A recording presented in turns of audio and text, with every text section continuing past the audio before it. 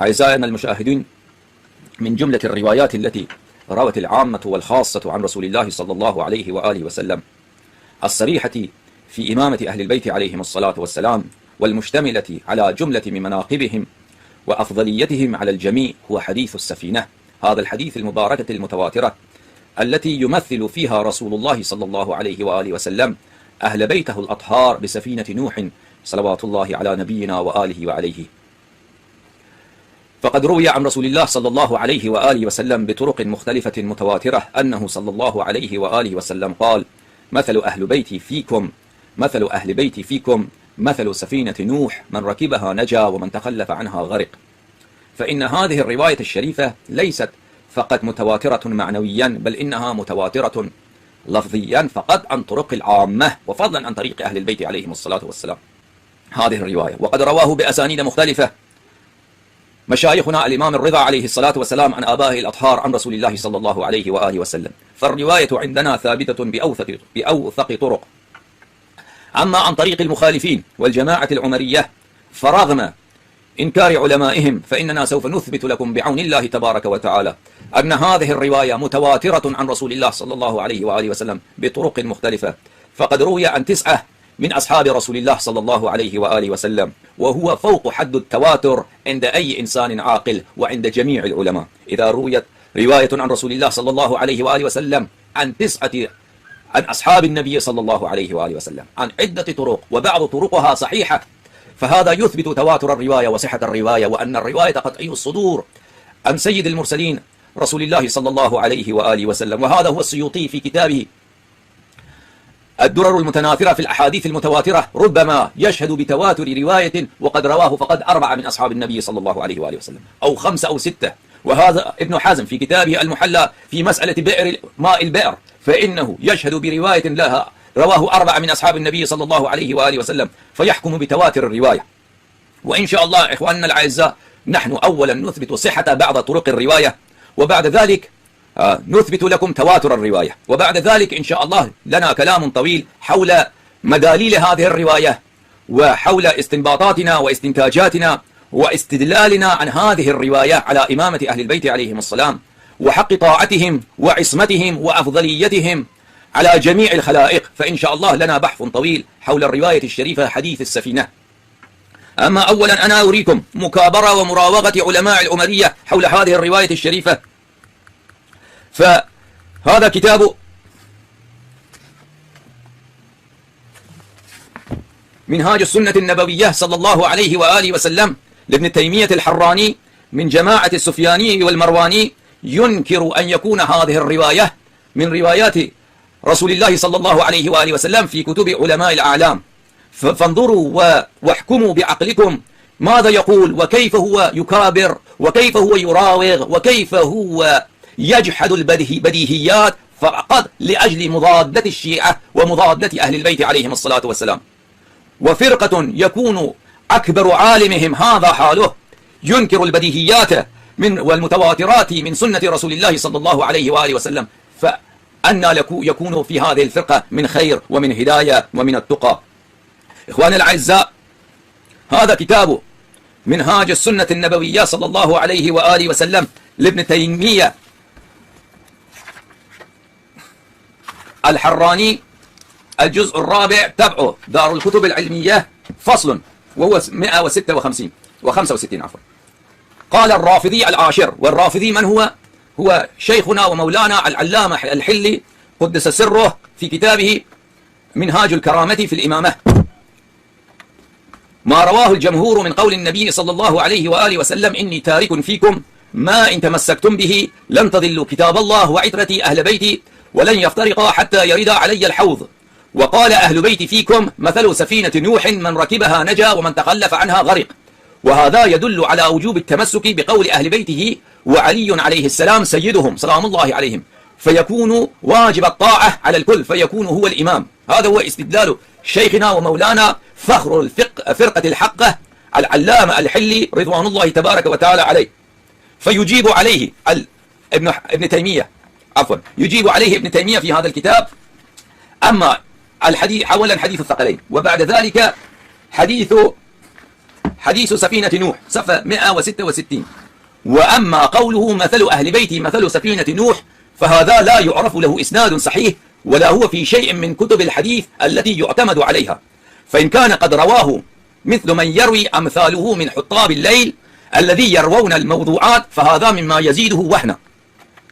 فإنكم تعرفون إن هذا شيخهم الذي هم يسمونه شيخ الإسلام ابن تيمية الحراني كيف يكابر وكيف يراوغ وكيف يجحد أن يكون حديث السفينة قد روي في المصنفات المعتمد عليها وفي كتب العلماء الأعلام، ويقول من روى الرواية هكذا فهو يكون هو من حطاب الليل.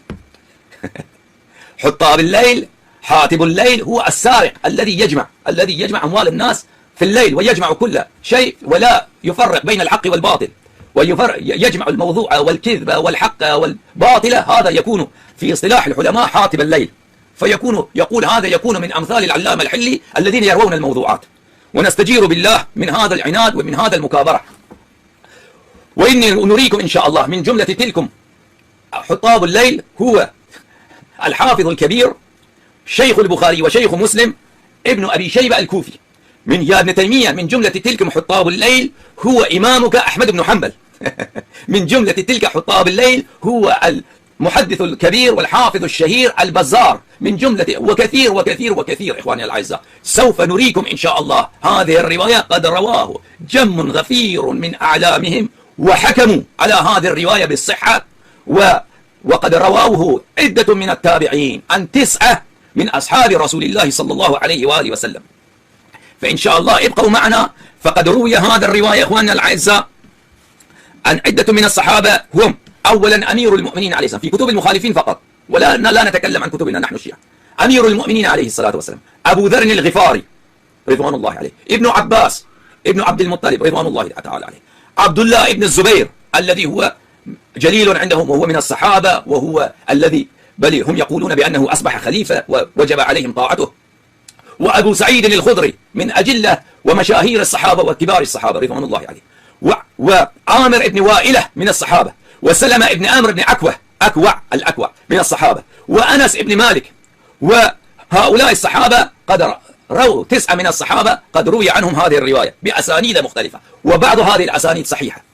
وهذا وإن شاء الله وإذا كان في بعض أسانيدها بعض الخدشة فإن ذلك ينجبر لأن الرواية متواترة. وسوف نثبت لكم ما يقول علماؤهم في أن الأحاديث المتواترة لا يشترط فيه سلامة طرقه عن الضعف، لأن صحة الرواية يثبت بمجموع الرواة من طرق المختلفة يستحيل عادة تواطؤهم على الكذب. فإن شاء الله نحن نبدأ أولا، وأيضا لا بأس بأن نريكم ما قاله الذهبي في المنتقى حول هذه الرواية. وانظروا عدم إنصافهم وظلمهم على أهل البيت عليهم الصلاة والسلام. وحديث السفينة إخواننا الأعزاء ماذا يثبت؟ أن أهل البيت عليهم الصلاة والسلام هم طريق النجاة، وأن طاعتهم واجبة، وأن من لا يتبعهم فإنهم في ضلالة. فهذا من أدنى مناقب أهل البيت عليهم الصلاة والسلام، لا غرابة في متن الرواية. هذا رسول الله صلى الله عليه وآله وسلم في حديث الثقلين المتواتر إني تارك فيكم من إن أخذتم به لن تضلوا بعدي كتاب الله وعترة أهل البيت. وجوب الطاعة ووجوب الأخذ، وأن التمسك بأهل البيت عليهم الصلاة والسلام هو طريق الهدى، ومن تخلف عنهم يهلكون في دينهم ودنياهم. هذا من أدنى مناقب أهل البيت عليهم السلام. قد نطق عليه الفرقان المجيد إنما يريد الله ليذهب عنكم الرجس أهل البيت ويطهركم تطهيرا. يقول الذهبي انظروا الذهبي مع سعة بائه في الروايات والأحاديث انظروا عدم إنصافه. وسوف نثبت لكم إن شاء الله بعدما ثبت لكم إن هذا الرواية قد أولا رويت بطرق صحيحة، ثانيا رويت بطرق متواترة، ثالثا قد حكم علماءهم بصحة الرواية. بعد ذلك يثبت لكم إن هؤلاء همهم وغمهم وأكبر شأنهم في كتبهم هو مضادة الشيعة والعناد لأهل البيت عليهم الصلاة والسلام وإنكار إمامة أهل البيت عليهم السلام، لأن ذلك يثبت بطلان منهجهم وأن جميع موتاهم ماتوا على الانحراف عن دين رسول الله صلى الله عليه وآله وسلم، وأن فقط وفقط الذي هو يحثهم على ذلك هو التعصب العمية على الشيعة. هذا كتاب المنتقى من منهاج الاعتدال للذهبي، وهو مختصر منهاج السنة، طبع في سنة 1413 في هذا الكتاب لو نراجع صفحة 500. وأما حديث سفينة نوح فغير صحيح ولا هو في شيء من الكتب المعتمدة، فإنه بل إن الذهبية قد خلص كلام ابن تيمية ولم يقل إن جميع الذين رووا هذه الرواية جميعهم حطاب الليل، لأنه يعرف قد رواه صاحب المصنف شيخ البخاري ومسلم ابن أبي شيبة، وقد رواه كبار التابعين، وقد رواه أحمد بن حنبل، فإنه حذف ذلك لأنه فيه شناعة وقباحة على ابن تيمية، فقد حذف ذلك ولكن اختصر وقال ليس بصحيح وليس في الكتب المعتمدة. وأنا إن شاء الله أولا أثبت لكم إن الرواية التي رواه ابن تيمية عن سيد المسلمين الإمام المبين حجة الله على الأولين والآخرين أمير المؤمنين عليه الصلاة والسلام طريقه صحيحة، وإن جميع رواته رجال البخاري ومسلم. إن الرواية قد رواه ابن أبي شيبة في مصنفه عن سيد المسلمين أمير المؤمنين عليه السلام، وهذه الرواية سنده في غاية الجودة، وجميع رجاله بلا استثناء رجال البخاري ومسلم. فكيف تقول يا ابن تيمية وكيف يا علماء العمرية تقولون إن هذه الرواية موضوعة؟ إنكم تنكرون سنة رسول الله صلى الله عليه وآله وسلم كلما السنة لم يلائم مذهبكم ومرامكم ونقض خلفاءكم، فإنكم تنقصون ذلك دائما. ولكن الرواية أولا رواية عن أمير المؤمنين عليه السلام، بعد ذلك الرواية عن أبي ذر وابن عباس وعبد الله بن زبير وأبو سعيد الخدري وأنس بن مالك، هذا كله إن شاء الله العزيز في حلقات متعددة سوف نقدم إليكم، وإن شاء الله في الآخر يكون عندنا بحث عن مدلولات هذه الروايات ودلالته على عصمة أهل البيت عليهم السلام وعلى وجوب طاعتهم. هذا كتاب المصنف، مصنف لابن أبي شيبة، مصنف ابن أبي شيبة في الأحاديث والآثار للحافظ عبد الله بن محمد بن شيبة إبراهيم بن عثمان بن أبي بكر بن شيبة الكوفي العبسي، الجزء السابع، طبع دار الفكر، طبع في سنة 1428 في دار الفكر. في هذا الكتاب إخواني الأعزاء في كتاب الفضائل كتاب الفضائل باب فضائل سيد المسلمين أمير المؤمنين علي بن أبي طالب صلوات الله عليهما وآلهما، صفحة 503، رقم الرواية 52. حدثنا معاوية ابن هشام، حدثنا عمار وهو عمار بن زريق، ونحن نثبت لكم جميع هذا أن جميع هؤلاء رجال البخاري ومسلم.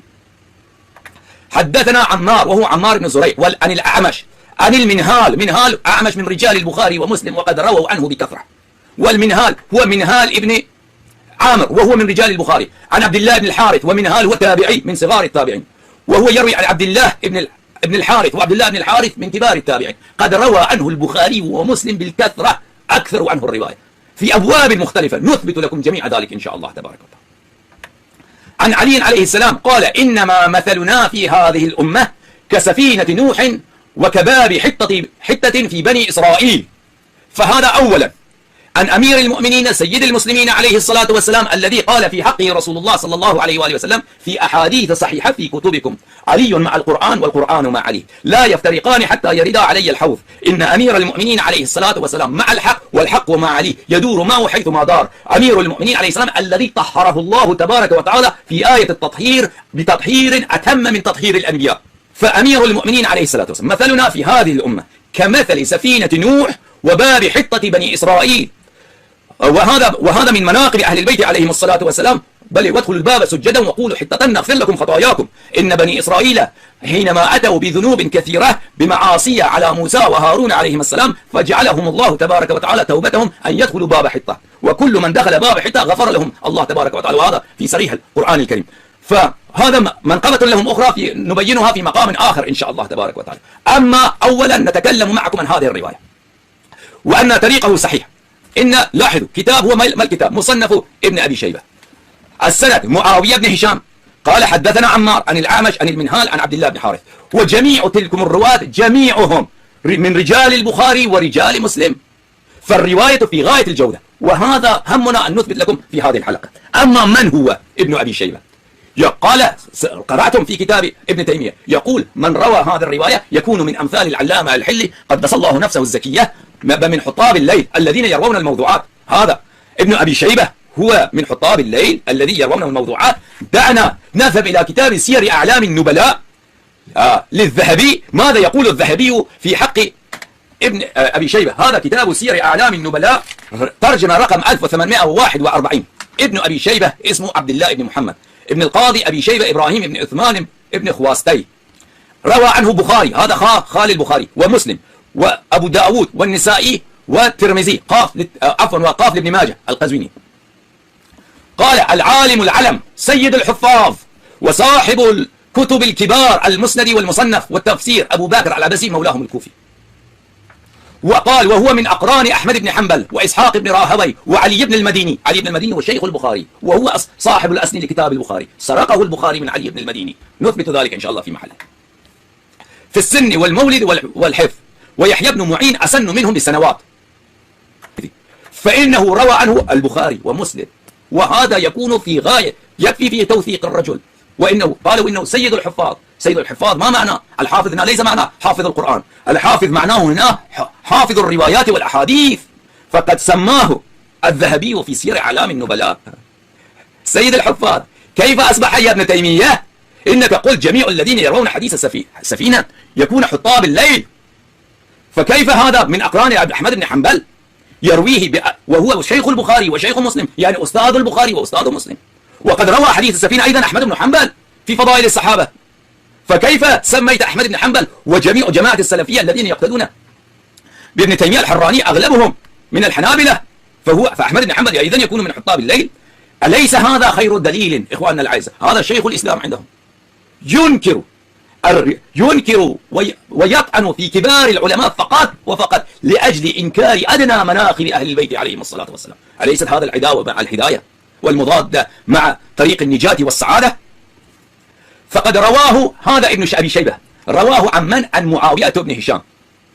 ومن هو معاوية بن هشام؟ معاوية بن هشام، لاحظوا الطريق إخواننا الأعزاء مرة أخرى في كتابي المصنف، هذا كتاب المصنف الجزء السابع،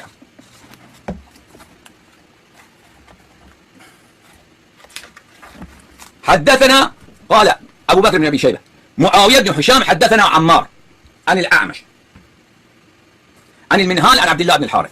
فمن هو معاوية بن هشام إخواننا الأعزاء؟ صدوق ثقة من رجال مسلم، صدوق ثقة من رجال مسلم. لاحظوا قد روى عنه مسلم في كثير من أبواب صحيحه. لاحظوا صحيح مسلم للحافظ مسلم بن الحجاج القشيري النيسابوري الإيراني، طبع دار الفكر 124، كتاب الإيمان، رقم الرواية 372.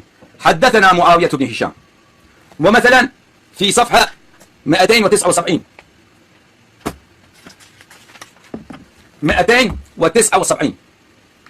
رقم الرواية 1250. وحدثنا أبو بكر بن أبي شيبة حدثنا معاوية بن هشام بنفس السند، نفس أبو بكر بن أبي شيبة شيخ مسلم، ومعاوية بن هشام شيخ ابن أبي شيبة بنفس السند. ومثلا في صفحة 852 كتاب الحدود، رقم الرواية 4321. حدثنا أبو بكر بن أبي شيبة حدثنا معاوية بن هشام، يروي بنفس الرواية عن هذا الطريق. فهذا يثبت أن معاوية بن هشام من أوثق الرجال عند الجماعة العمرية والبكرية، لأنهم دائما يقولون، وهذا تجدونه بالتواتر وشايع في كتبهم، أنهم أجمعوا على صحة جميع الروايات في البخاري ومسلم. يقولون إن علماءهم أجمعوا على ذلك، فإذا أجمعوا على ذلك جميع روايات البخاري ومسلم يكون عندهم ثقة على الإجماع. ويروي عنه في مقام أخرى، فيروي أبو بكر بن أبي شيبة أن معاوية بن هشام، ومعاوية بن هشام يروي عن عمار بن زريق، وعمار بن زريق يرويه عن الأعمش. وعمار بن زريق إخواننا الأعزاء هذا أيضا من رجال مسلم، عمار بن زريق. لاحظوا كتاب صحيح مسلم في صفحة 84 رقم الرواية 240. حدثنا عمار بن زريق عن كلاهما عن الأعمش، يعني أبو الجواب بلي وأبو بكر بن إسحاق عن عمار بن زريق عن الأعمش، فيكون بنفس الطريق. إخواننا الأعزاء لاحظوا مصنف ابن أبي شيبة صفحة 503.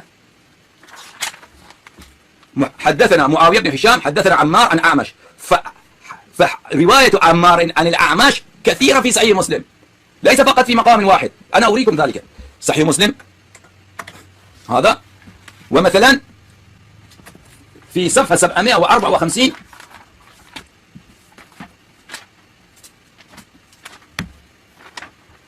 صفحة 754 في كتاب البيوع، رقم الرواية 3818.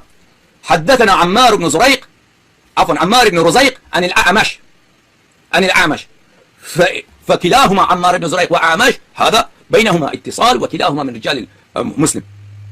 بل وأيضا إن مسلم قد روى عن عمار وعن الأعمش كثيرا وكثيرا، وأنا أريكم فقط المقامات التي فيه عمار عن الأعمش، وفقد أريكم ذلك. ولكن عمار عن طريق آخر يروي عن غير الأعمش، هذا كثير، ويروي عن الأعمش بغير طريق عمار، هذا كثير. فقد أنا أريكم عمار عن الأعمش. فانظروا مثلا في صفحة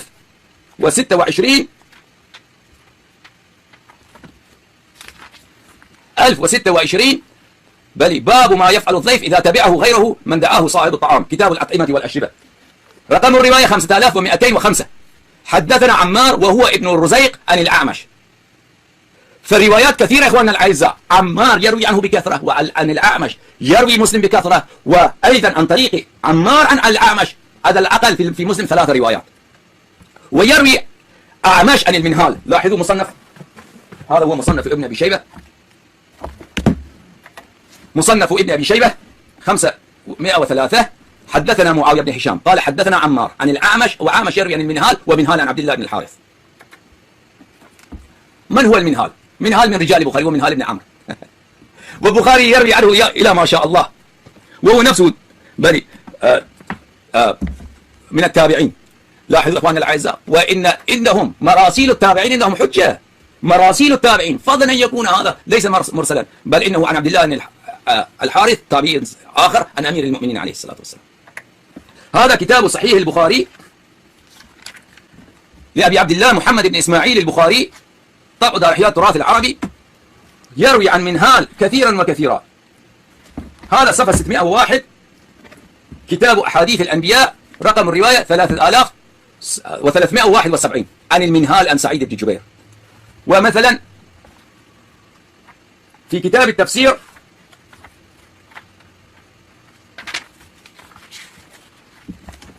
تفسير سورة حاميم سجدة، صفحة 876، وقال المنهال عن سعيد قال رجل لابن عباس.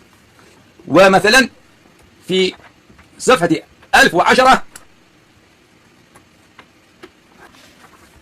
كتاب الذبائح والصيد والتسمية على الصيد، رقم الرواية 5515. حدثنا المنهال عن سعيد بن عمر لعن النبي صلى الله عليه وآله وسلم من مثل بالحيوان. فالمنهال من رجال مسلم بخاري. جميع الرجال الذين رووا الرواية عن أمير المؤمنين عليه السلام في مصنف ابن أبي شيبة، جميع رجالهم رجال البخاري ومسلم. ويروي هذا من هو المنهال، يرويه عن عبد الله بن الحارث، وعبد الله بن الحارث قد روى عنه البخاري ومسلم بكثرة في أبواب مختلفة، وأنا أريكم بعد قليل من ذلك إن شاء الله. لاحظوا هذا كتاب المصنف الجزء السابع صفحة 503، رقم الرواية 52 في باب فضائل أمير المؤمنين عليه السلام. حدثنا معاوية بن هشام حدثنا عمار عن الأعمش عن المنهال عن عبد الله بن الحارث. فالمنهال يروي عن من؟ منهال يروي عن عبد الله بن الحارث، وعبد الله بن الحارث كما قلت لكم إخواننا الأعزاء فإنه قد أكثر البخاري ومسلم الرواية عنه، وأنا أريكم بعض تلكم الروايات. هذا هو كتاب البخاري لمحمد بن إسماعيل البخاري، طبع دار إحياء التراث العربي 616، كتاب الأذان. بل وعاصم الأحول عن عبد الله بن الحارث قال خطبنا ابن عباس في يوم ردع، فلما بلغ المؤذن حي على الصلاة فأمره أن ينادي الصلاة في الرحال، فنظر القوم بعضهم إلى بعض فقال فعل هذا من هو خير منه وإنها عزمة. فهذا صريح عبد الله بن الحارث من رجال البخاري، وقد روى عنه البخاري بكثير عشرات مرات، بخاري ومسلم بعشرات مرات رووا عن عبد الله بن الحارث. ومما روى عنه مسلم في صحيحه هو هذه الرواية في كتاب الإيمان، روايات كثيرة يا إخواننا الأعزاء أن عبد الله بن الحارث في مسلم. إذا أنتم راجعتم فتشاهدون إن ذلك. فهذا جميع هذا مثلا ماذا يثبت إخواننا الأعزاء؟ ثبت لكم إن جميع الرجال هذا الرواية التي رواه ابن أبي شيبة في مصنفه جميع رجاله رجال البخاري ومسلم، فالرواية صحيحة، فالرواية حجة عليهم. فكيف يقول ليس الرواية صحيحة ولم يرويه إلا حطاب الليل؟ هذا بالنسبة إلى الرواية عن أمير المؤمنين عليه السلام. أما بالنسبة إلى الرواية التي رويت عن أبي ذر رضوان الله تبارك وتعالى عليه، فقد روي عن أبي ذر الغفاري هذه الرواية بطرق كثيرة، والطرق يختلف بعضها عن البعض، وإنكم تعرفون إن كثرة الطرق يقوى بعضهم بعضا، وقد نص عليه الألباني في كتبه، وهذا معلوم عند جميع العلماء، إن الحديث الصحيح، إن الحديث الضعيف يتقوى بكثرة الطرق، بل يصبح متواترا وقطعي الصدور إذا كثرت طرقه. فإن كثرة الطرق عن أبي ذر الغفاري ثابتة في كتب الروايات والأحاديث، وأنا أثبت لكم إن شاء الله بعد تلك. هذا كتاب فضائل الصحابة لأحمد بن حنبل، فضائل الصحابة لأبي عبد الله أحمد بن محمد بن حنبل، حققه وخرج أحاديثه وصي الله بن محمد عباس. الجزء الأول طبع دار ابن الجوزي، طبع في سنة 1420، دار ابن الجوزي المملكة العربية السعودية.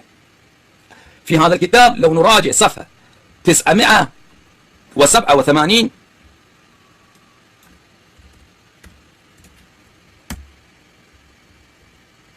رقم الرواية 4102. حدثنا العباس بن إبراهيم، حدثنا محمد بن إسماعيل الأحمسي، حدثنا مفضل بن صالح وهو من رجال الترمذي وصحاح الستة، عن أبي إسحاق عن الحنش الكناني قال: سمعت أبا ذر يقول وهو آخذ بباب الكعبة: من عرفني فأنا من قد عرفني، ومن أنكرني فأنا أبو ذر. سمعت النبي صلى الله عليه وآله وسلم يقول: ألا إن مثل أهل بيتي فيكم مثل سفينة نوح عليه السلام، من ركبها نجا ومن تخلف عنها هلك. يقول ابن تيمية إن لم يروي رواية حديث سفينة نوح إلا حطاب الليل. يا ابن تيمية، الحراني، السفياني، المرواني، العثماني، لو كان عندك ذرة من الحياة لما كنت تكذب هكذا.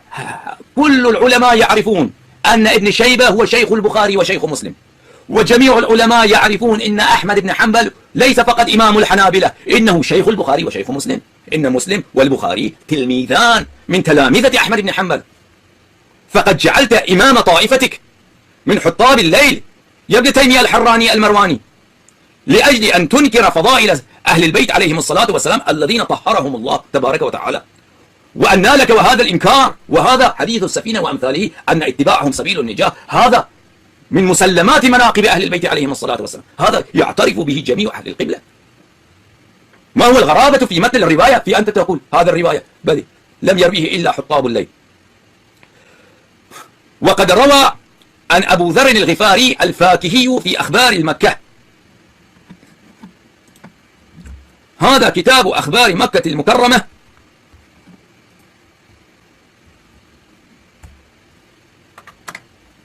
أخبار مكة في قديم الدهر وحديثه، الجزء الثالث، لإمامهم أبي عبد الله محمد بن إسحاق ابن العباس الفاكهي المكي من علماء القرن الثالث الهجري، دراسة وتحقيق الدكتور عبد الملك بن عبد الله بن دهيش، الجزء الثالث، طبع في سنة 1414 في دار خضر للطباعة والنشر والتوزيع. في هذا الكتاب إخواننا الأعزاء في صفحة 134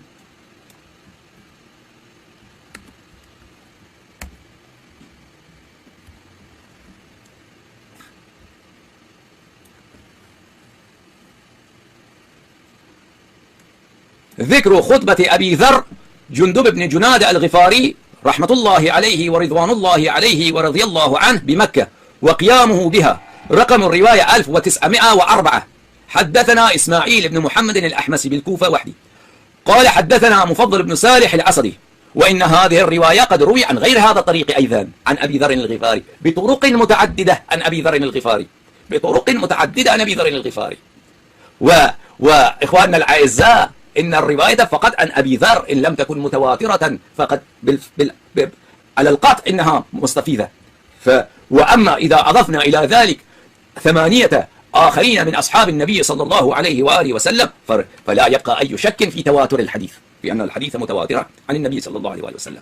وإن العلماء العمرية الذين يشاهدوننا في جميع البلدان في الأزهر والمملكة العربية السعودية، فلا تصارعوا بأن تنكروا علي بأن الرواية ليس متواترة، فإني سوف أثبت لكم إن شاء الله بإذن ملك العلام في الحلقات القادمة إن شاء الله إنها قد روي على الأقل عن 9 من الصحابة الكرام، من بينهم أمير المؤمنين سيد المسلمين عليه السلام، منهم ابن عباس، منهم أبو سعيد الخدري، منهم أنس بن مالك، ومنهم أبو ذر الغفاري رضوان الله تعالى عليهم. هؤلاء حملة العلم وحملة الفقه الذي يعتمد عليهم، بل كانوا يعتمد عليهم الصحابة في الفتيا وفي العلم وفي الاهتداء، فقد رووا ذلك عن رسول الله صلى الله عليه وآله وسلم. وهذا عينكم وعلمكم السيوطي سوف أثبت لكم إنه في كتب الدرر المتناثرة في الأحاديث المتواترة ربما يحكم برواية رواه 4 نفوس من الصحابة بتواتره، 5 بتواتره، 6 من الصحابة بتواتره، سوف أثبت لكم. فكيف لا يكون من رواه 9 من الصحابة، 9 من الصحابة لا يكون متواترة إلا أن يكون التعصب والعناد ومضادة الحق مانعا لكم من الاعتراف بإمامة أهل البيت عليهم الصلاة والسلام. نرجع إلى كتاب الفاكهي. حدثنا إسماعيل بن محمد الأحمسي بالكوفة قال حدثنا مفضل بن صالح الأسدي عن أبي إسحاق عن حنش الكناني قال رأيت أبا ذر رضي الله عنه آخذا بباب الكعبة وهو يقول يا أيها الناس من عرفني فأنا من عرفتم ومن أنكرني فأنا أبو ذر.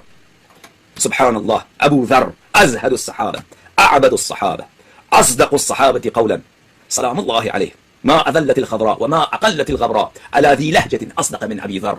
رواه العمرية والشيعة الفريقان قد اجتمعا على نقل هذا الرواية عن رسول الله صلى الله عليه وسلم في أقدس مكان في العالم، في المسجد الحرام، في أقدس مكان في مسجد الحرام، على باب الكعبة، آخذا بباب الكعبة، يقول لمن؟ لجمع الحجاج. يكذب أبو ذر، يكذب على رسول الله صلى الله عليه وسلم، آخذا بباب الكعبة.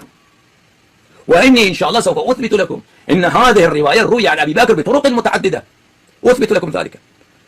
يأخذ عنه وهو يقول أهم شيء يا أيها المسلمون، يا أيها الحجاج، يا ضيوف الرحمن، أنا أبو ذر من أقدم أصحاب رسول الله صلى الله عليه وآله وسلم، أنا أبو ذر، أنا أبو ذر، فأنا أبو ذر رضوان الله عليه سمعت رسول الله صلى الله عليه وآله وسلم يقول مثل أهل بيت فيكم مثل سفينة نوح من ركبها نجا ومن تخلف عنها هلك. لماذا يقول هذا أبو ذر؟ فإنه يرى أن تراث رسول الله صلى الله عليه وآله وسلم قد نهبوه سراق السقيفة، وإن خلافة رسول الله صلى الله عليه وآله وسلم سرقه جهال قريش والخلفاء الذين قد أخبر عنهم رسول الله صلى الله عليه وآله وسلم سيكون من بعد أمراء لا يستنون بسنتي ولا يهتدون بهداي، قلوبهم قلوب الشياطين في جثمان عنس، أن هؤلاء أبو بكر وعمر وعثمان قد استولوا على الناس. فلأجل ذلك يقول يا أيها الناس من عرفني فقد عرفني ومن لم يعرفني فأنا أبو ذر. فإن أبو ذر رضوان الله تبارك وتعالى لا يوعد الحجاج للتقوى وللصلاة وللصوم، لا لا لا، الشيء المهم الأساسي من لم يعرف إمام زمانه مات ميتة جاهلية. يقول لهم يا أيها الناس إني سمعت عن رسول الله صلى الله عليه وسلم أن أهل بيتي مثلهم كمثل سفينة نوح، وقال الله تبارك وتعالى في كتابه وتلك الأمثال نضربها للناس لا يعقلها إلا العالمون. الأمثال لأجل ذلك، وتلك الأمثال نضربها للناس وما يعقلها إلا العالمون. قال رسول الله صلى الله عليه وسلم إن مثل أهل بيتي فيكم مثل سفينة نوح عليه السلام. الله أكبر، خلاصة الكلام، خلاصة الكلام، إن مثل أهل بيتي فيكم مثل سفينة نوح عليه الصلاة والسلام من ركبها نجا ومن تخلف عنها غرق. إن في العالم ظلمات وأبحار الكفر وأمواج الضلال كثيرة، والكل يغرقون، الكل يهلكون، الكل يشقون بالشقاوة الأبدية، كما الكل في أمة نوح عليه السلام قد شقوا بالشقاوة الأبدية وقد خذلوا بالخذلان الدنيوية والأخروية، إلا من كان مع نوح عليه السلام في السفينة. في السفينة مثل أهل بيتي فيكم، طريق النجاة الوحيدة مثل أهل بيتي فيكم كمثل سفينة نوح من ركبها نجا ومن تخلف عنها هلك أو غرق. وقلت لكم إن الرواية متواترة، وإن شاء الله سوف نثبت لكم تواتر الرواية في الحلقات القادمة إن شاء الله، وكثرة الطرق عن أبي ذر رضوان الله، وكثرة الطرق عن ابن عباس.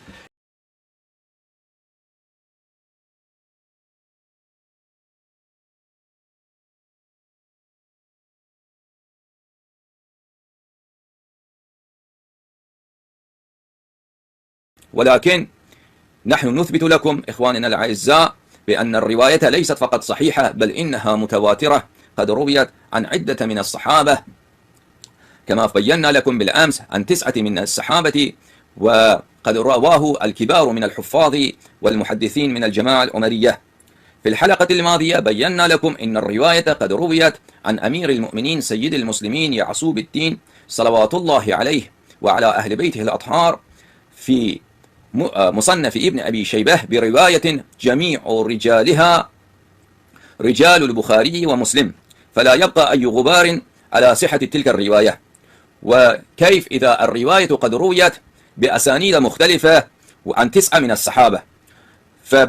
في تتمة كلامنا في الحلقة الماضية أريناكم بعض تلك الطرق عن أبي ذر الغفاري، وفي هذه الحلقة إن شاء الله ما نثبت لكم هو أن الرواية متواترة عن أبي ذر، لأنه روي عن أبي ذر بطرق كثيرة كثيرة كثيرة.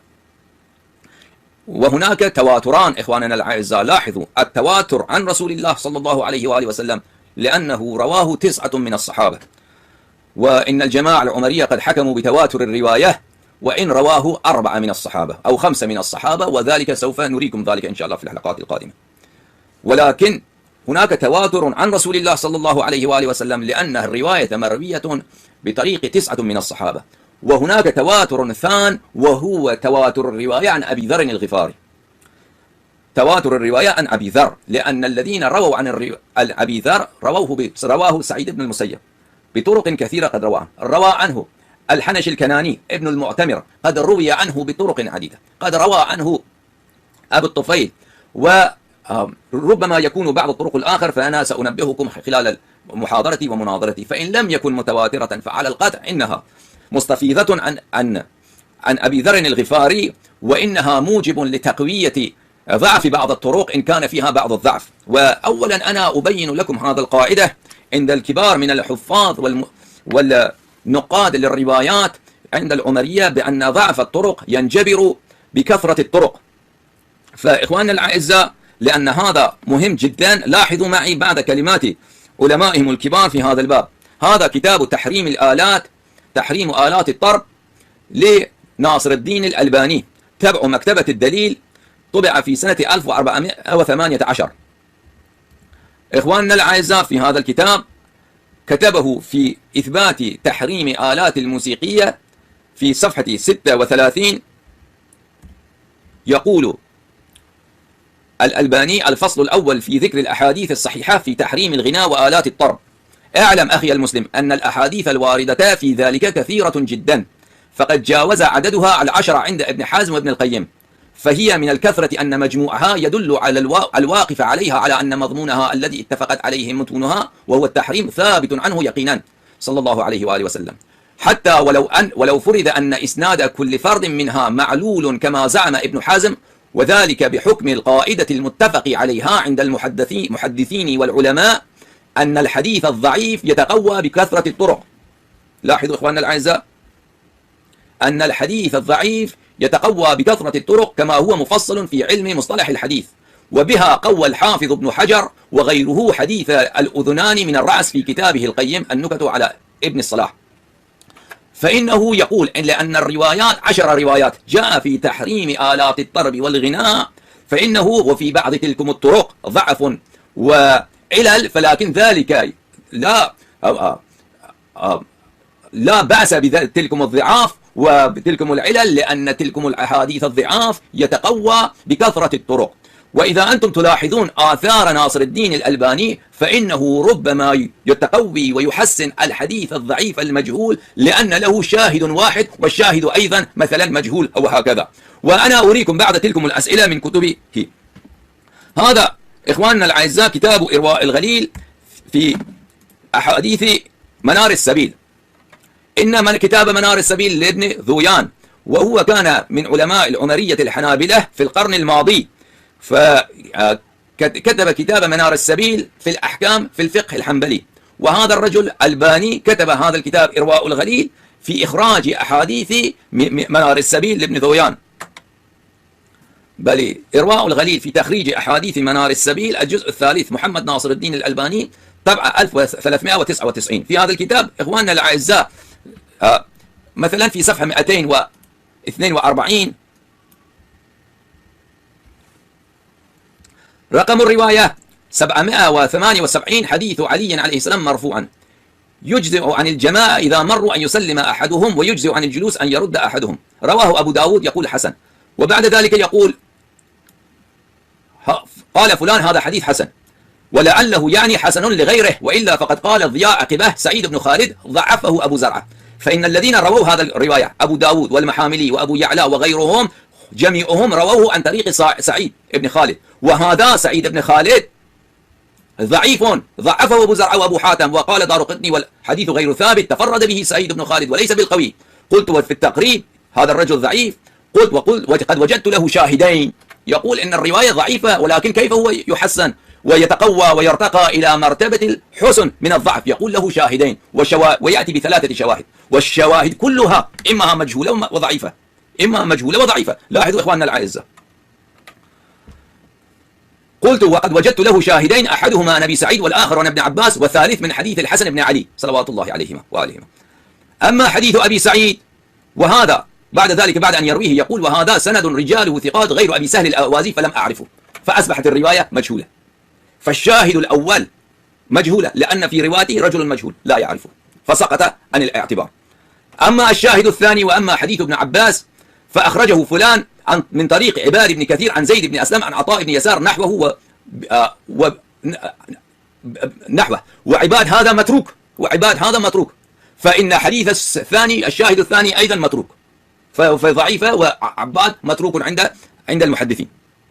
والشاهد الثالث عن مولانا أبي محمد حسن المجتبى ابن أمير المؤمنين صلوات الله عليهما وآلهما. وأما حديث الحسن بن علي فعزاه الهيثمي للطبراني وفيه يحيى بن كثير وهو ضعيف، ولم أجده في الطبراني الكبير لا في مسند الحسن ولا في مسند الحسين، والله أعلم.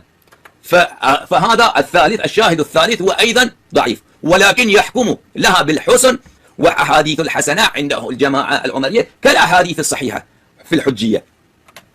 وبعد ذلك يقول ولعل الحديث بهذه الطرق يتقوى فيصير حسنا، بل هذا هو الظاهر والله أعلم. رأيتم إخواننا الأعزاء، الحديث الذي رواه أولا مجهول، الحديث الثاني مجهول، الحديث الثالث عباد فيه متروك، الحديث الرابع والشاهد الثالث فيه رواته غير معلوم، ولكن بمجموعة تلكم الضعاف والمجاهيل يحكم بأن الرواية حسنة وحجة وفيه اعتبار. وكم لها من شاهد إذا تراجعون كتب ناصر الدين الألباني، كتبه في الفقه وكتبه في الروايات كإرواء الغليل وسلسلة الأحاديث الصحيحة، كم يأتي ويتبع هذا السبيل فيجعل حديثا ضعيفا حديثا حسنا أو صحيحا، لأنه يجد له شواهد، وشواهد أيضا ضعاف، وشواهد أيضا مجاهيل. فإنه يعمل بتلك القاعدة، وهو القاعدة ماذا عنده؟ أن الحديث الضعيف يتقوى بكثرة الطرق. فأنا أقول لناصر الدين الألباني إذا يتقوى ذلك فحديث السفينة فقد عن طريق أبي ذر الغفاري، فقد روي عن طرق كثيرة، وأنا أريكم إن شاء الله في هذه الحلقة، فقد عن طريق أبي ذر رضوان الله عليه، وسوى أبي ذر قد رواه 8 من الصحابة، ومع أبي ذر 9، فكيف لا يتقوى؟ وبعد تلكم الطرق كالرواية عن عبد الله بن الزبير في كتاب مسند البزار، وطريق عبد الله بن الزبير صحيحة، والرواية عن أمير المؤمنين عليه الصلاة والسلام في كتاب مصنف لابن أبي شيبة صحيحة، وطريق أحمد بن حنبل في كتابه كتاب الفضائل فضائل الصحابة صحيحة، وطريق الحاكم في مستدركه صحيحة. فإخواننا الأعزاء، فالروايات فقط عن طريق أبي ذر الغفاري يصل إلى مرتبة الصحة، وفوق ذلك إذا رأينا الروايات عن بقية من الصحابة فمتواترة لا شك ولا شبهة في ذلك. نرجع إلى الرواية، إلى حديث السفينة المباركة المقدسة، هذا الحديث الشريف عن طريق أبي ذر الغفاري رضوان الله عليه. فالطريق الأول هو ما رواه حافظهم وإمام الحنابلة في كتاب فضائل الصحابة، وأريناكم في الحلقة الماضية. هذا كتاب فضائل الصحابة للحافظ أحمد بن محمد بن حنبل العجمي المروزي الخراساني، طبع دار ابن الجوزي، الجزء الأول طبع في سنة 1420. في هذا الكتاب إخواننا الأعزاء لو نراجع صفحة 987 رقم الرواية 1402، حدثنا العباس بن إبراهيم حدثنا محمد بن إسماعيل الأحمسي حدثنا مفضل بن صالح عن أبي إسحاق عن حنش الكناني قال سمعته وهو ابن المعتمر قال سمعت أبا ذر يقول وهو آخذ بباب الكعبة من عرفني فأنا من قد عرفني ومن أنكرني فأنا أبو ذر سمعت النبي صلى الله عليه وآله وسلم يقول ألا إن مثل أهل بيتي فيكم مثل سفينة نوح من ركبها نجا ومن تخلف عنها هلك. فهذا الطريق هو الطريق الذي أنا حكمت عليه بالصحة لأن الحافظ الكبير عند الجماعة العمرية ألا وهو الحاكم النيسابوري قد حكم بهذا الطريق بالصحة، فإنه يروي عن طريق مفضل بن صالح عن الكناني بنفس الطريق ويحكم عليه بالصحة بشرط مسلم. لاحظوا إخواننا الأعزاء، هذا كتاب المستدرك على الصحيحين للحافظ أبي عبد الله محمد بن عبد الله النيسابوري المعروف بالحاكم، طبع دار الفكر، طبع في سنة 1430 دار الفكر بيروت لبنان. إخواننا الأعزاء في هذا الكتاب صفحة 454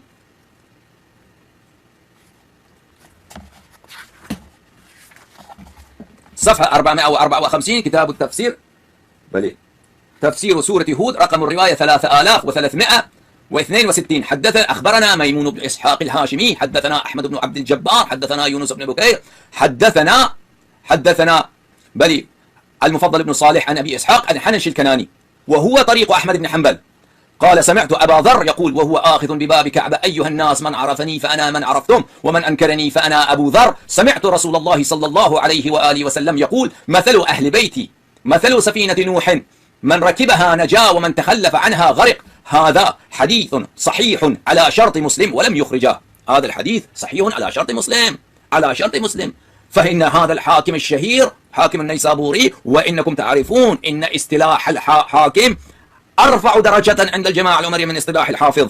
في عند المحدثين عندهم في ألقابهم عندهم نقاط.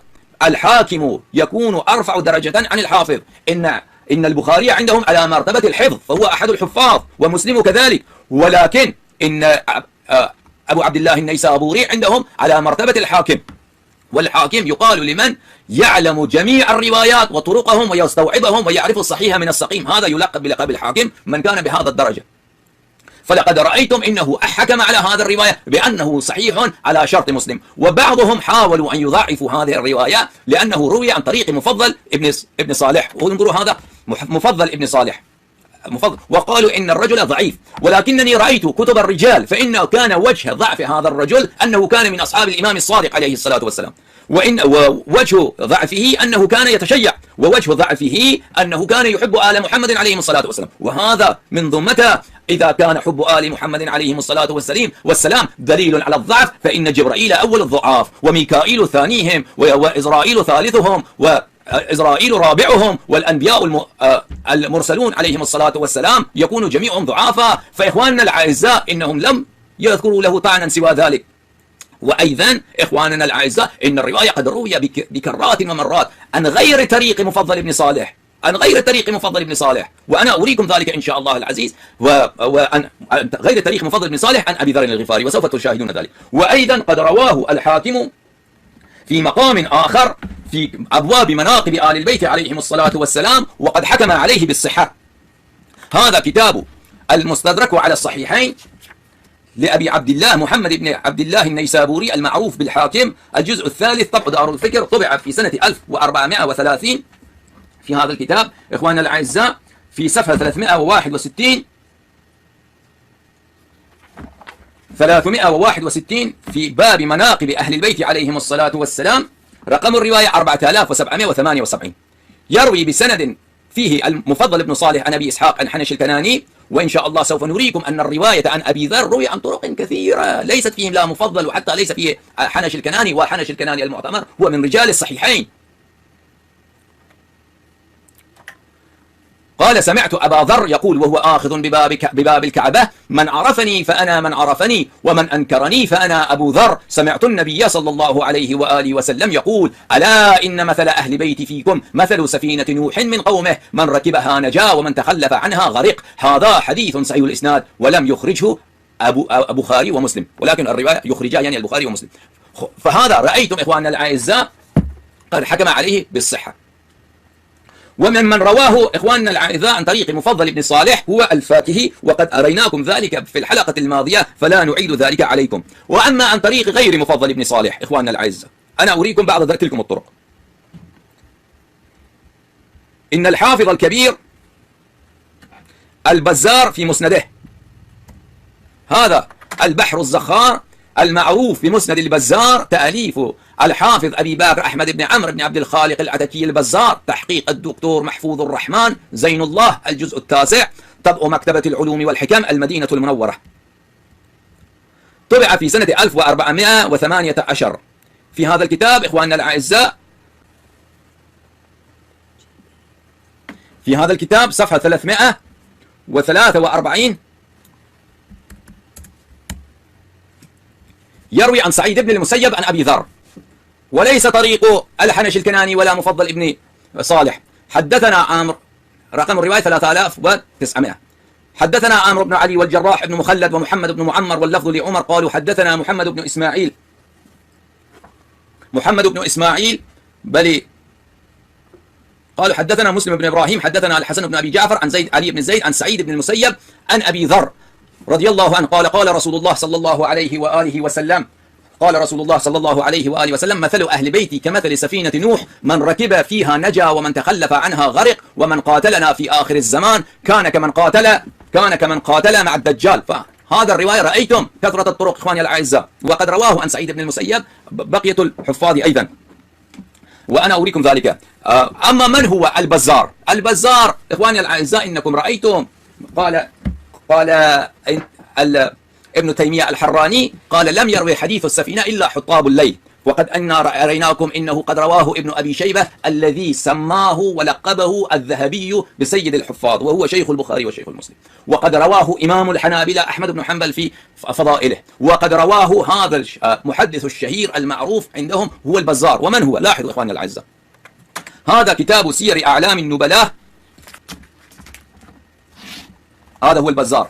الشيخ الإمام الحافظ الكبير أبو بكر أحمد بن عامر ابن الخالق البصري البزار صاحب المسند الكبير الذي تكلم على أسانيده، ولد سند فلان وفلان. وهذا صريح إخواننا الأعزاء أن هذا الرجل بأنه إمامهم وأنه شيخهم وأنه من أكبر الحفاظ عند القوم، وقد كم من والعلماء بالخصوص علماء علم الحديث يعرفون أن الرجل من كبار المحدثين ولا يحتاج إلى أي تعريف لهم. ومن الذين رووا هذا الكتاب هو الآجري في كتاب الشريعة عن سعيد بن المسيب، أما عن غير طريق البزار، بطريق آخر عن سعيد بن المسيب عن أبي ذر الغفاري. لاحظوا إخواني الأعزاء،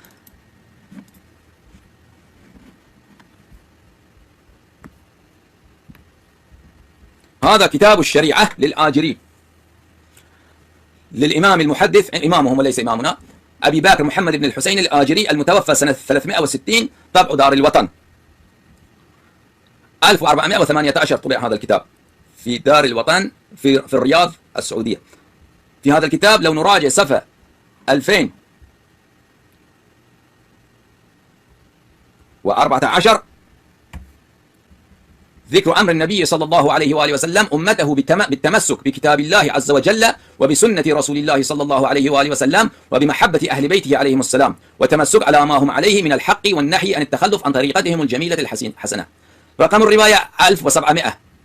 حدثنا فلان عن فلان أبو بكر عبد الله بن محمد بن عبد الحميد الواسطي، حدثنا هارون بن عبد الله البزار، حدثنا سيار بن حاتم، حدثنا جعفر بن سليمان الضبعي، حدثنا أبو هارون العبدي، حدثه شيخه قال: سمعت أبا ذر يقول: سمعت رسول الله صلى الله عليه وآله وسلم يقول: مثل أهل بيتي فيكم مثل أهل بيتي مثل سفينة نوح، من ركبها نجا ومن تخلف عنها غرق. فإنكم تعرفون أن جميع رواة هذه الرواية غير الرواة مسند البزار، فقط سعيد بن المسيب عن أبي ذر. فإن الحديث عن أبي ذر الغفاري بطرق متعددة كثيرة روي عنه إخواني الأعزاء، وإن كان في بعضها ضعف، وهذا الضعف وجه ضعف نحن نعلم إنهم رموا بعض الرواة بسبب حبهم لآل البيت عليهم الصلاة والسلام، ولكن هذا بل ينجبر والحديث يتقوى بكثرة الطرق، والحال إن الحاكم قد صححه بشرط المسلم، بل قد صححه مرة أخرى في كتاب الفضائل، وقد رأيتم ذلك. وأيضا قد يروي هذا الحافظ الآجري في كتابه هذه الرواية بسند آخر، وهو في الصفحة اللاحقة رقم الرواية 1701. أبو بكر بن أبي داود حدثنا عباد بن يعقوب حدثنا عمرو بن ثابت عن أبي إسحاق عن حنش بن المعتمر، وهو الحنش الكناني، قال رأيت أبا ذر وهو آخذ بحلقة باب الكعبة فقلت ما شأنك؟ فقال من لم يعرفني فأنا أبو ذر. سمعت رسول الله صلى الله عليه وآله وسلم يقول يا أيها الناس إنما مثل أهل بيتي مثل سفينة نوح من ركبها نجا ومن تخلف عنها غرق. إنكم تعرفون إن هذا الرواية عن أبي إسحاق عن الحنش بن المعتمر، ولكن ليس عن طريقه، لا عن طريق عبد الله بن الداهر ولا عن طريق مفضل بن صالح، فهذا طريق يختلف وطرق متعددة وكثيرة إن شاء الله العزيز نثبت لكم ذلك. ومن الذين رووا هذه الرواية بطرق عديدة هو الحافظ الكبير الطبراني في معجمه الصغير ومعجمه الأوسط ومعجمه الكبير، فقد رواه بطرق كثيرة متعددة. نحن نريكم إخواننا العزيز هذا كتاب المعجم الأوسط للطبراني أبي القاسم سليمان الطبراني، الجزء الثاني، طبع دار الفكر في عمان أردن، طبع في سنة 1420 في دار الفكر. في هذا الكتاب إخواننا الأعزاء لو نراجع صفحة 339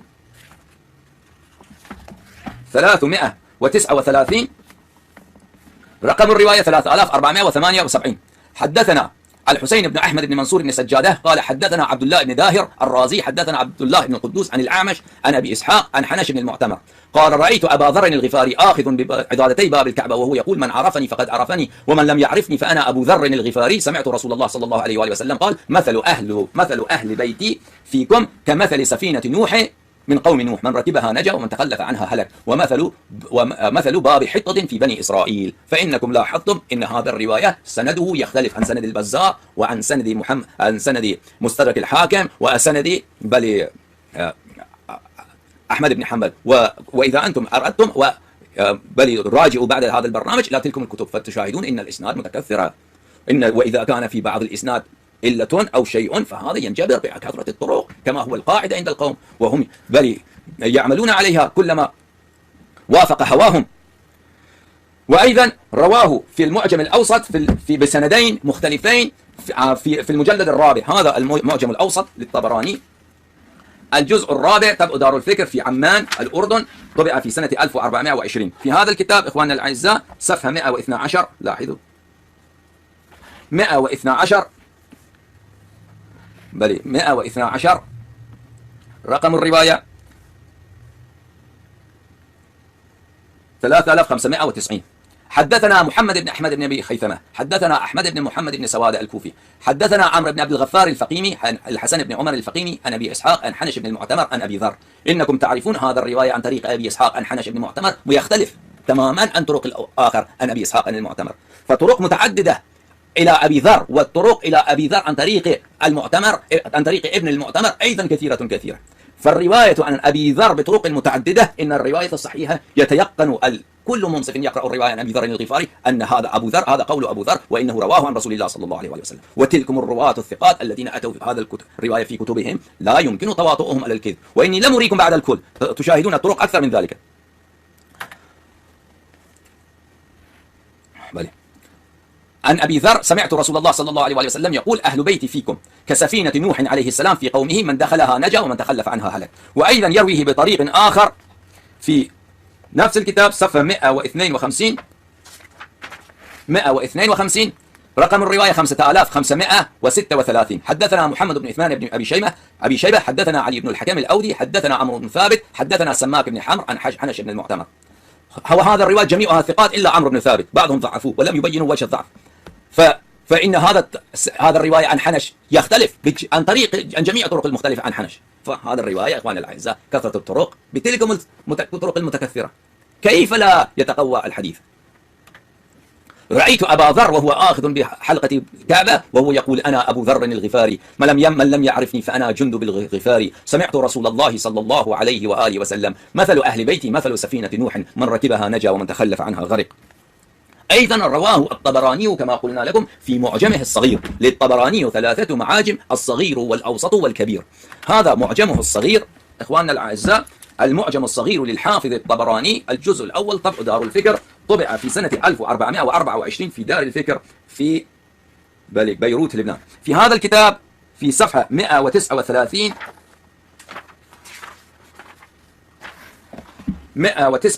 في باب من اسمه الحسين حدثنا الحسين بن أحمد بن منصور السجادة البغدادي حدثنا عبد الله بن الداهر. هذا عبد الله بن الداهر كان سابقا أريناكم في كتاب الشريعة هو نفس السند. حدثنا عبد الله بن القدوس عن الأعمش عن أبي إسحاق عن حنش بن المعتمر أنه سمع أبا ذر الغفاري يقول: سمعت رسول الله صلى الله عليه وآله وسلم يقول: مثل أهل بيتي فيكم كمثل سفينة نوح في قوم نوح، من ركبها نجا ومن تخلف عنها هلك، ومثل باب حطة في بني إسرائيل، وادخلوا الباب سجدا وقولوا حطة نغفر لكم خطاياكم وسنزيد المحسنين، لم يروه عن الأعمش إلا عبد الله بن عبد القدوس. فهذا الرواية بسند آخر بل يثبت لكم ذلك. أيضا رواه بسندين مختلفتين عن أبي ذر الغفاري الحافظ الطبراني في معجمه الكبير. لاحظوا هذا معجمه الكبير، المعجم الكبير للحافظ أبي القاسم سليمان بن أحمد الطبراني، المجلد الثاني، تبع دار إحياء التراث العربي، طبع في سنة 1430. في هذا الكتاب في صفحة 37 باب الحاء في بيان أحوال الإمام المجتبى عليه الصلاة والسلام. رقم الرواية 2636. حدثنا علي بن محمد، عفوا، حدثنا علي بن عبد العزيز، حدثنا مسلم بن إبراهيم، حدثنا الحسن بن أبي جعفر، حدثنا علي بن زيد بن جدعان عن سعيد بن المسيب، هذا عن سعيد بن المسيب عن أبي ذر رضي الله عنه قال: قال رسول الله صلى الله عليه وآله وسلم: مثل أهل بيتي فيكم مثل أهل بيتي مثل سفينة نوح، من ركبها نجا ومن تخلف عنها غرق، ومن قاتلنا في آخر الزمان فكأنما قاتل مع المسيح الدجال.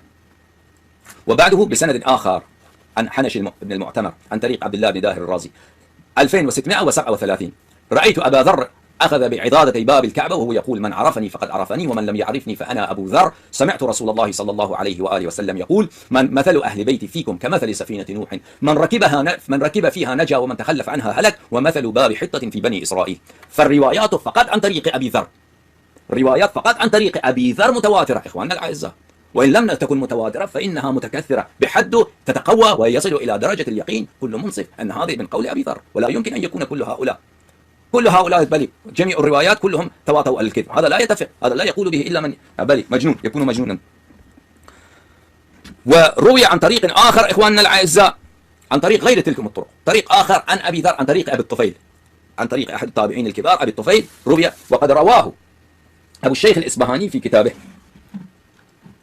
عند أبي الشيخ الإصبهاني كتاب في أمثال الحديث، هذا هي كتاب الأمثال في حديث النبوي صلى الله عليه وآله وسلم، تأليف أبي محمد عبد الله بن محمد بن جعفر بن حيان المعروف بأبي شيخ الإصبهاني، متوفى سنة 369، تحقيق الدكتور عبد العلي بن عبد الحميد، الأستاذ بقسم الدراسات الإسلامية جامعة بابروكواتو نيجيريا. طبع تحت إشراف مختار أحمد الندوي مدير الدار السلفية بل في بومباي الهند. وإنكم تعرفون أن بيت الندوي في الهند من أشد المتعصبين من السلفية، وهم سيد أبو الحسن الندوي، كان من كبار المؤلفين ضد الشيعة، ومات قبل تقريبا 20 سنة أو 17 سنة. فالذي نشر هذا الكتاب هؤلاء من المتعصبين من السلفية. بلي هذا دار السلفية في بومباي في الهند طبع هذا الكتاب. في هذا الكتاب لو نراجع إلى صفحة 248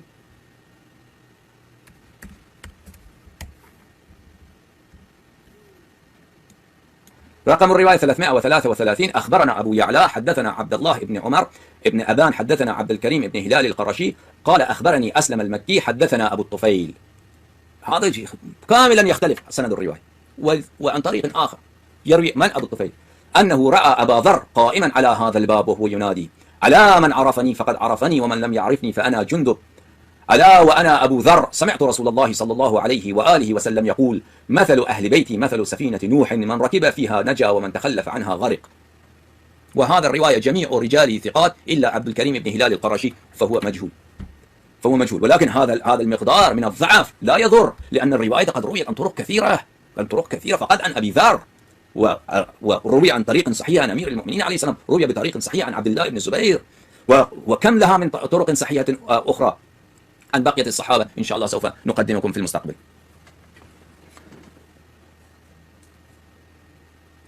ممن روى هذه الرواية عن الحنش الكناني ولكن عن غير طريق مفضل ابن صالح وعبد الله ابن داهر هو المغازلي في كتاب المناقب. لاحظوا إخواني الأعزاء، كتاب مناقب ابن المغازلي، ها هي مناقب أمير المؤمنين عليه الصلاة والسلام لابن مغازلي، تأليف أبو الحسن علي بن محمد الواسطي الجلاني الشافعي، وهو جلابي ليس جلاني، جلابي الصحيح. إعداد مكتب العالمي للبحوث، منشورات دار مكتبة الحياة في بيروت. هذا الكتاب إخواننا الأعزاء لو نراجع صفحة 59 له باب في الحديث السفينة.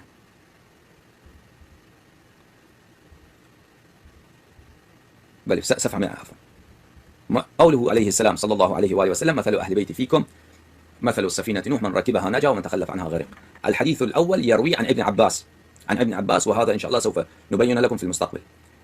الحديث الثاني عن إياس ابن سلمة ابن الأكوى عن أبيه، أبوه من هو؟ سلمة ابن الأكوى، وهو أحد الصحابة. قال رسول الله صلى الله عليه وآله وسلم: مثل أهل بيتي مثل السفينة نوح، من ركبها نجا ومن تخلف عنها غرق.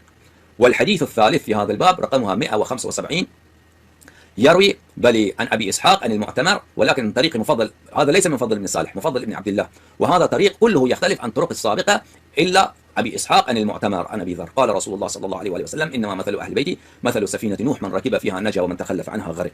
وإنكم رأيتم ذلك إخواننا الأعزاء. بل وطرق كثيرة إخواننا الأعزاء، فقط أريكم طريقا آخر، وبعد ذلك إن شاء الله العزيز مطالب أخرى.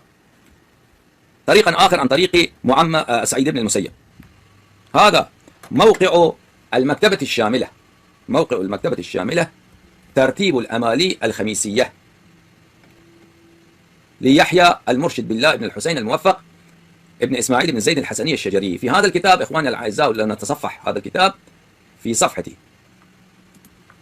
رقم الرواية 736. حدثنا أبو بكر بن زيدة أخبرنا الطبراني، حدثنا علي بن عبد العزيز، حدثنا مسلم بن إبراهيم، حدثنا الحسين بن جعفر، حدثنا علي بن زيد بن جدعان، سعيد بن المسيب عن أبي ذر قال رسول الله صلى الله عليه وآله وسلم: مثل أهل بيتي مثل سفينة نوح، من ركبها نجا ومن تخلف عنها غرق وهوى، ومن قاتلنا في آخر الزمان فكأنما قاتلنا مع الدجال. إن هذه الروايات طريقه عن سعيد بن المسيب عن طريق آخر غير الطرق الذي أريناكم فيما مضى إخواننا الأعزاء. فخلاصة الكلام هي إخواننا الأعزاء إن الطرق التي تنتهي إلى أبي ذر فقط متكثرة، إن لم تكن متواترة على الأقل إنها متكثرة، بحيث تتقوى الحديث فقط عن أبي ذر بكثرة تلك الطرق، وفق القاعدة التي بينا لكم من كتاب ناصر الدين الألباني بأن الحديث الضعيف تتقوى بكثرة الطرق. وإن ناصر الدين الألباني قد جعل حديثا ضعيفا مجهولا قد جعله حسنا بسببه، لأن لها 3 شواهد وكلها ضعاف وكلها مجهولة. فهذا الرواية حديث الشريف، حديث السفينة فقط عن طريق أبي ذر أكثر بكثير طرقه من تلك الطرق التي أنا أريناكم في كتاب منار السبيل، إرواء الغليل، في كتاب هذا الرجل ناصر الدين الألباني. فالحديث عن طريقه صحيح كما صححه حاكم النيسابوري بشرط مسلم، وصححه أيضا في مقام آخر في كتاب مناقب أهل البيت عليه السلام. وإن الحافظ السيوطي في كتابه الجامع الصغير إنه أيضا حسن هذا الرواية عن طريق أبي ذر، قد حسنه، ولكن إنني لا يوجد لدي نسخة فيه يوجد هذا الرموز، لأن الرموز الذي وضعها الحافظ السيوطي لتصحيح وتحسين الروايات في الجامع الصغير إنهم في الطباعة الجديدة إنهم حذفوها، السلفية والطابعين للكتب إنهم حذفوا تلك الرموز. فالآن إذا تلاحظ لا ترى فقد روايات الذين قد نقلوا ذلك وصل إلينا.